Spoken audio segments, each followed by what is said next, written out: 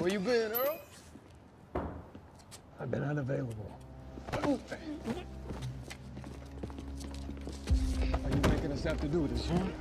Isang matandang lalaki na nasa 80 taon na ang edad, isang Korean War veteran, at kilalang award-winning horticulturist sa Peoria, Illinois. Sa mata ng iba, matagumpay ang kanyang buhay. Ngunit sa mata ng kanyang pamilya, ibang-iba ang kwento. Sa mismong araw ng kasal ng kanyang anak, imbes na dumalo, mas pinili ni Earl ang pagtanggap ng isang Lifetime Achievement Award para sa kanyang trabaho sa halaman.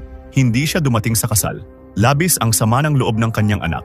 Ang kanyang asawa, hindi na nakatiis, humiling na ng diborsyo.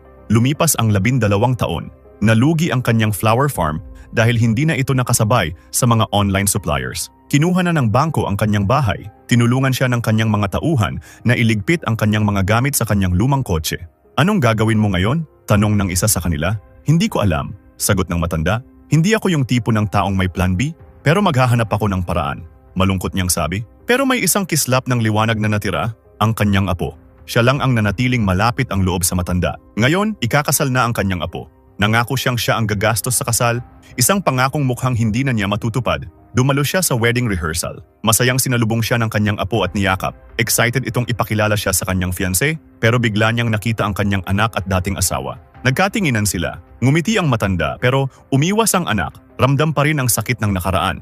Ang kanyang dating asawa, napansin ang kanyang lumang kotse na puno ng gamit. Galit itong tumingin sa kanya. Syempre, hindi ka nandito para sa kasal. Nandito ka kasi wala ka ng matirhan. Sigaw ng babae. Napatingin ang mga bisita. Nangako ka pa naman na tutulong ka sa gastos ng kasal. Dagdag niya. Okay lang po, Grandma. Sabat ng apo, pilit na pinapakalma ang sitwasyon. Pero lalong nagalit ang matandang babae. Wala ka para sa sarili mong anak at ngayon pati apo mo binibigo mo. Sigaw niya. Para maiwasan ang gulo at kahihiyan, umalis na lang ang matanda. Humingi siya ng paumanhin sa kanyang apo. Habang papunta sa kanyang kotse, may lumapit na lalaki. Hi sir, alam mo naman, pag may kasal, laging may drama, pabirong sabi ng lalaki. Napansin nito ang mga sticker ng iba't ibang estado sa Amerika sa kotse ng matanda. Marami ka na yatang napuntahang lugar? 41 states out of 50. Ni minsan, hindi pa ako nabigyan ng ticket or violation, sagot ng matanda. Namangha ang lalaki.